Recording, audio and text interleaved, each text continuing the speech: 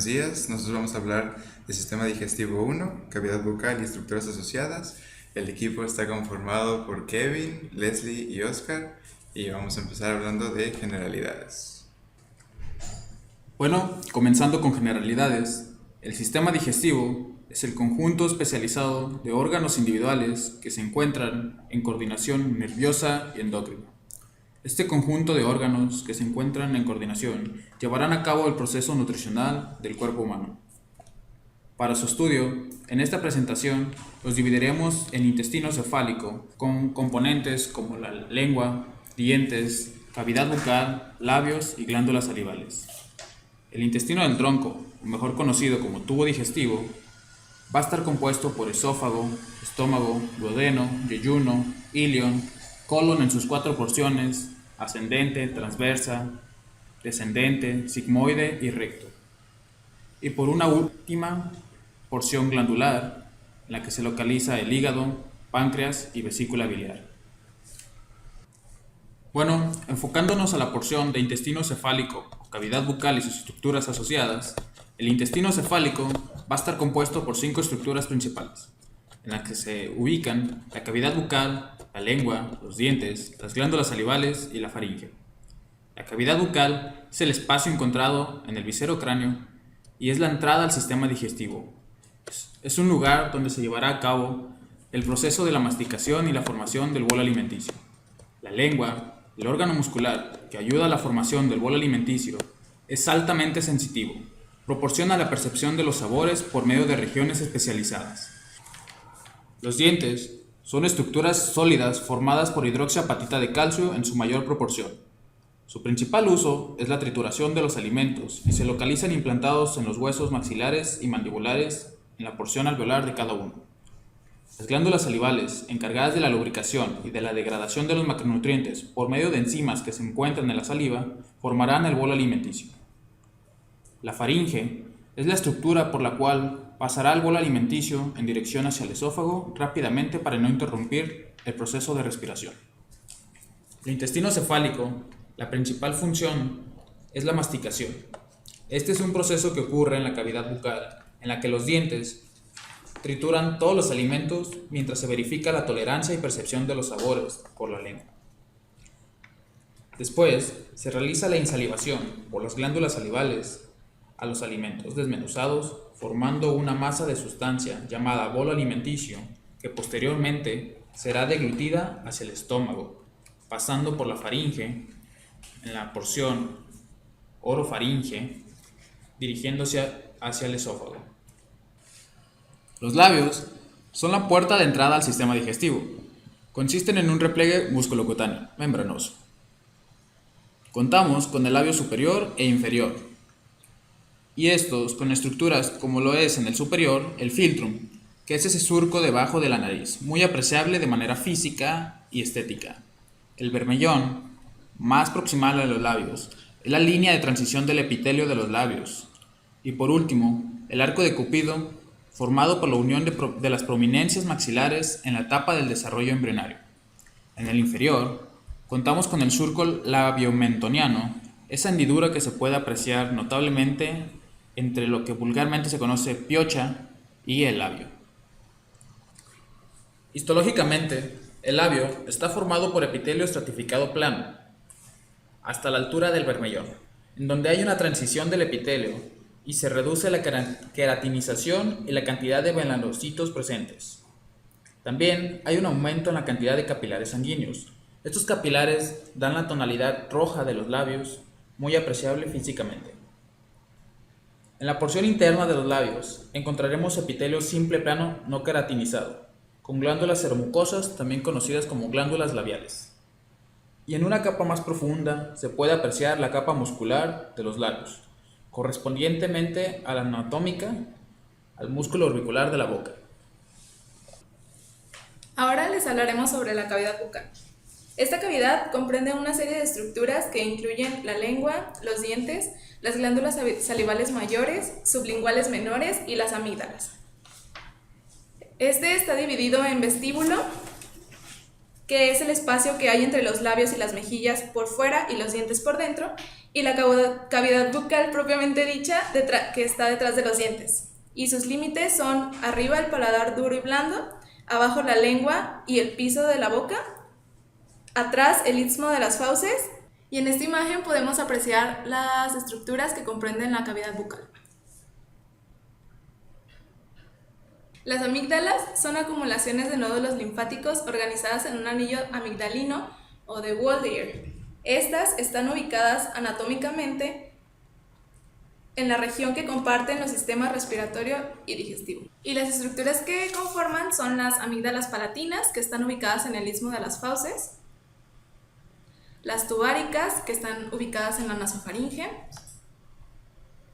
las faringias o adenoides, que están en el techo de la nasofaringe, y las linguales, que se encuentran en la superficie dorsal de la base de la lengua.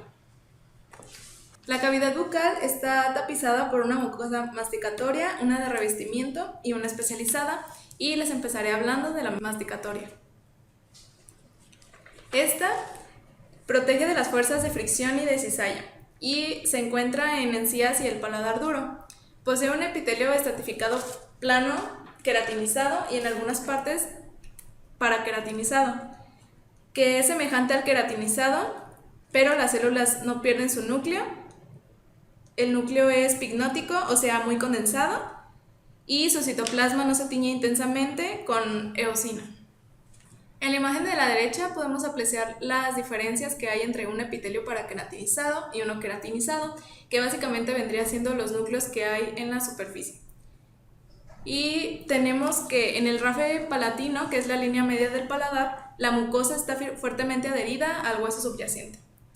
La lámina propia de esta mucosa es una gruesa capa papilar de tejido conjuntivo laxo con vasos sanguíneos y nervios, y la capa reticular se funde con el periósteo y por esto no hay submucosa.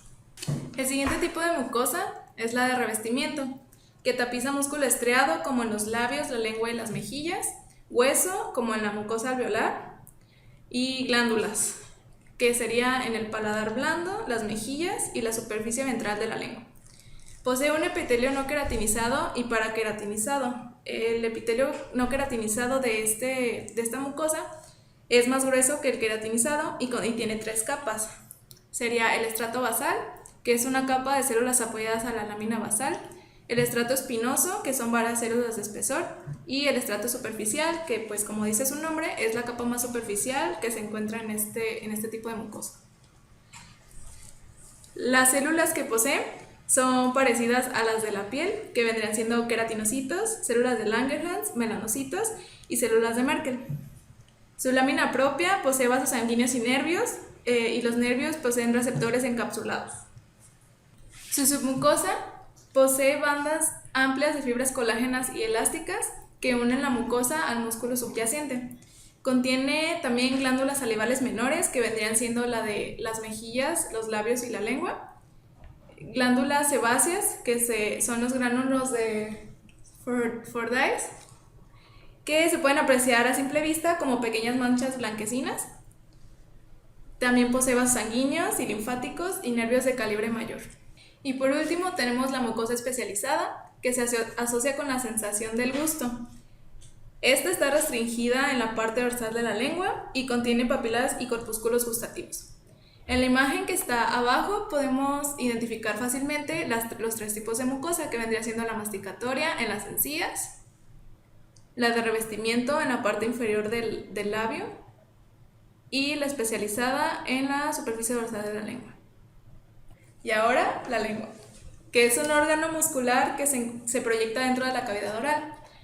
Los músculos linguales pueden ser tanto extrínsecos, o sea que su inserción sea fuera de la lengua, como intrínsecos, que la inserción sea dentro del órgano sin inserción externa alguna.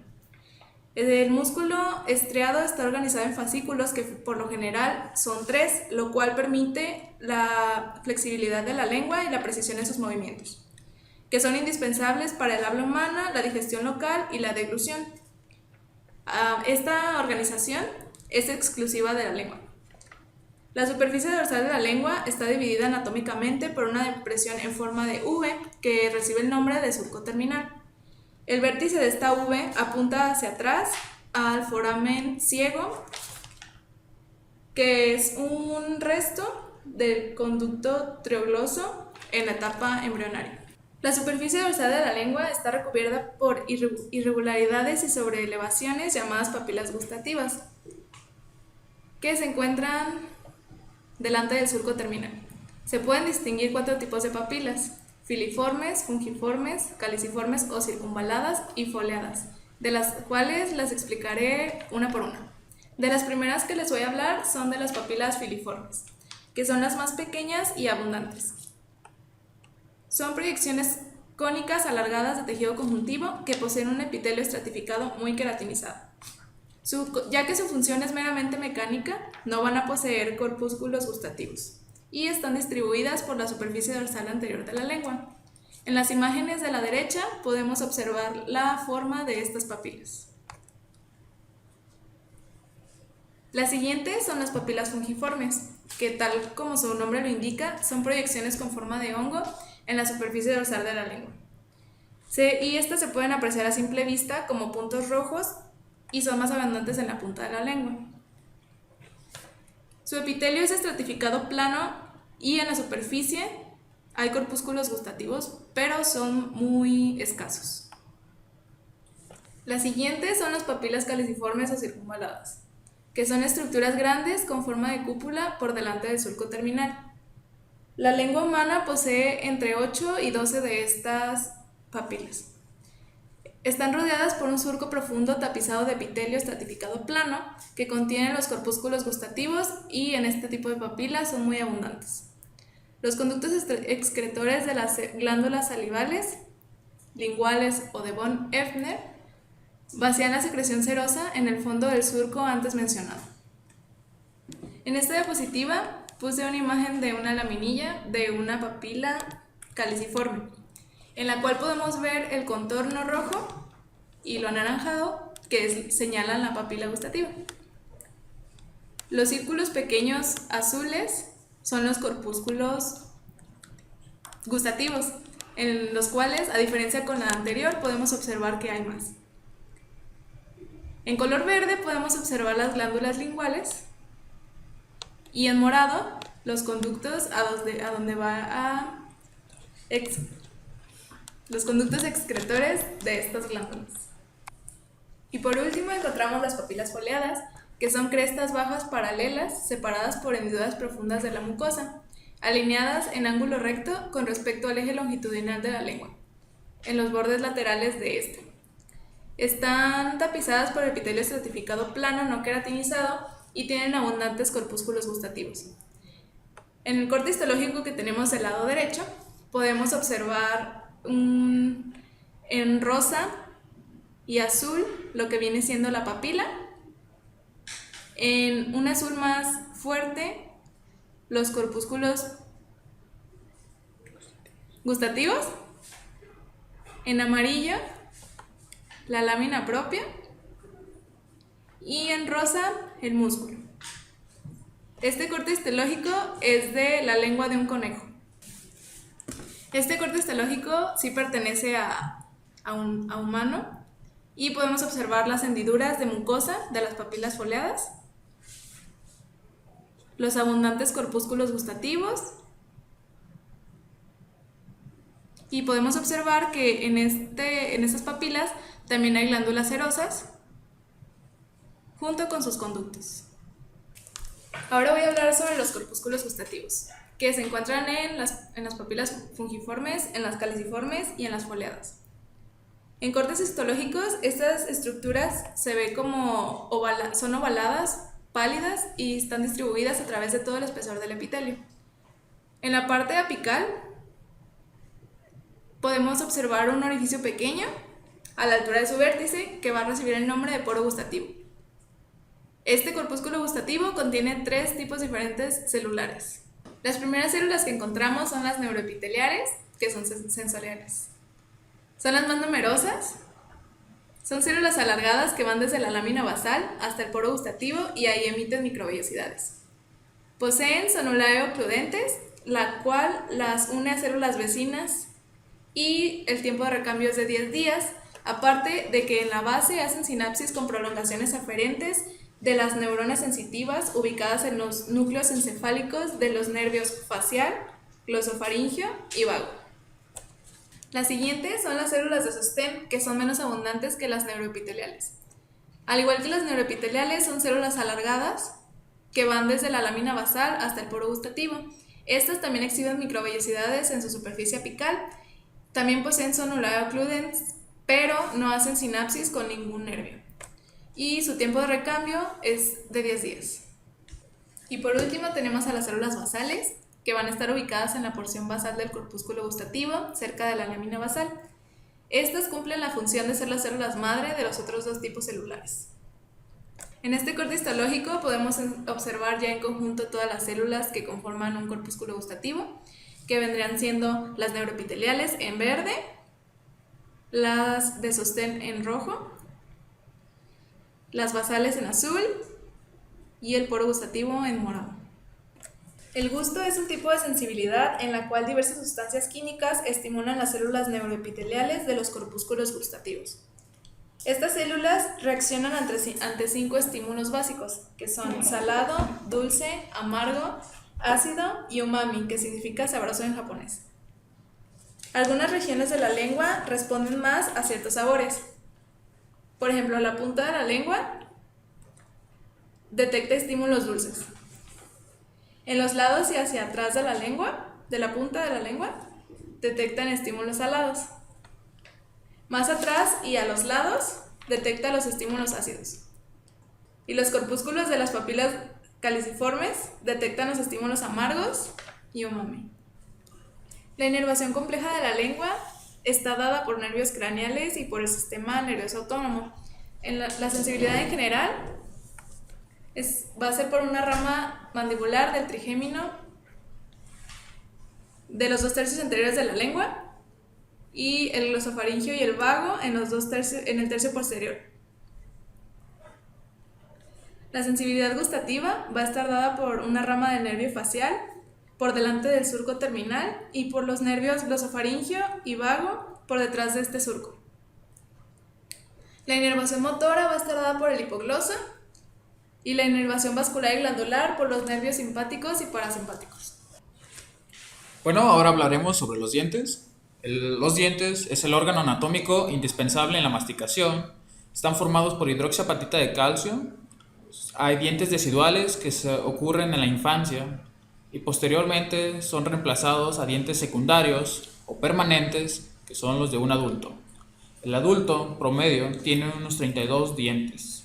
Los terceros molares pueden ser inconstantes por temas de evolución. También son vulgarmente conocidos como la muela del juicio.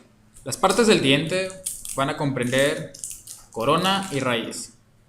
La corona está dividida en dos porciones, anatómica y clínica. La corona anatómica es la porción del esmalte que cubre a la porción de dentina. Y la corona clínica es aquella que está expuesta al proceso de masticación. En la raíz se van a encontrar series de elementos que van a formarla, como la pulpa, el ligamento, el foramen apical por la cual van a pasar nervios y suministro sanguíneo hacia el tejido dentario y la dentina. La estructura de los dientes va a estar compuesta por 3 tejidos principalmente. El esmalte, 98 a 99% hidroxiapatita de calcio. Es la capa delgada, dura y translúcida de tejido mineralizado celular que va a cubrir a la corona. La dentina, tejido dental más abundante, va a proporcionar la estructura tubular única que sustenta el esmalte. Esta va a ser formada por los ameloblastos. El cemento es la capa delgada amarilla, pálida, que cubre la raíz y va a fijar el diente a la porción alveolar del hueso mandibular o maxilar. Bueno, ahora vamos a hablar de las glándulas salivales. Las glándulas salivales se pueden dividir en glándulas salivales mayores, que vienen siendo la parótida, que es subcutánea, la submandibular, se encuentra en el piso de la boca, y la glándula sublingual, ubicada de igual manera en el piso de la boca. Y se pueden dividir también en glándulas salivales menores, que están ubicadas en la submucosa de las diferentes partes de la cavidad bucal y comprenden a las glándulas linguales, labiales, bucales, molares y palatinas. Cada una de estas glándulas origina del epitelio embrionario de la cavidad bucal. Estas glándulas toman la forma de un cordón celular que va a proliferar al interior del mesénquima. Gracias a esta proliferación de las células epiteliales, se producen cordones muy ramificados con extremos bulbosos. Más adelante, las células más internas de estos cordones van a sufrir degeneración y van a formar conductos, y los extremos bulbosos se van a convertir en los adenómeros glandulares. En las glándulas salivales, estos adenómeros tienen formas de acino que se parece a una uva. La cialona es la unidad básica de secreción de las glándulas salivales y consiste en un adenómero acino y su sistema de conductos, que son intercalares, estriados y excretores.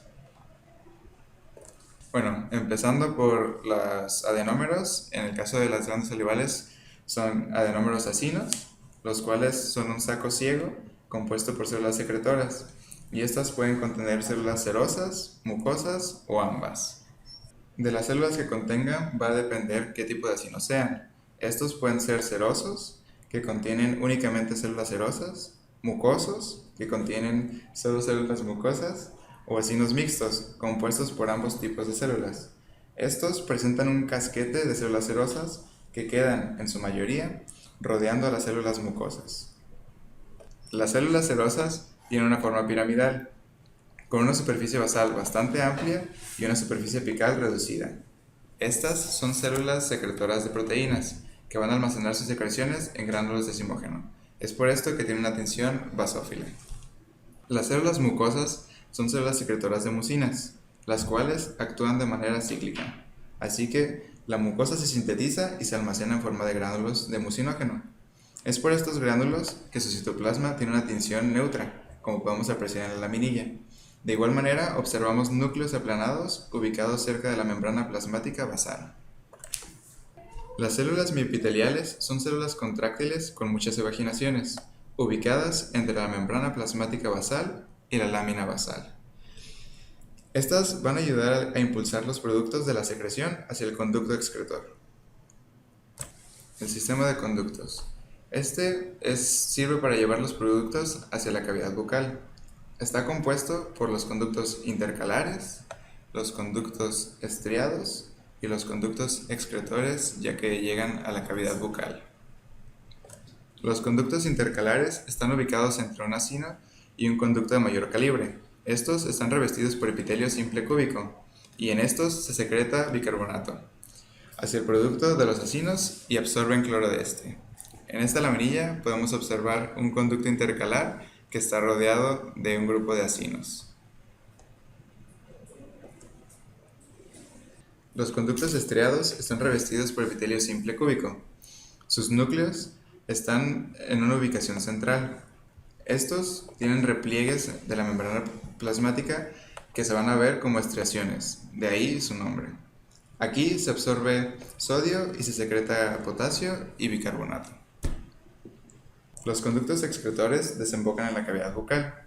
Su epitelio es simple cúbico, aunque este va cambiando hasta estrificado plano conforme se acerca a la cavidad bucal. Aquí en esta laminilla podemos apreciar lo que es un conducto excretor, que es de mayor tamaño.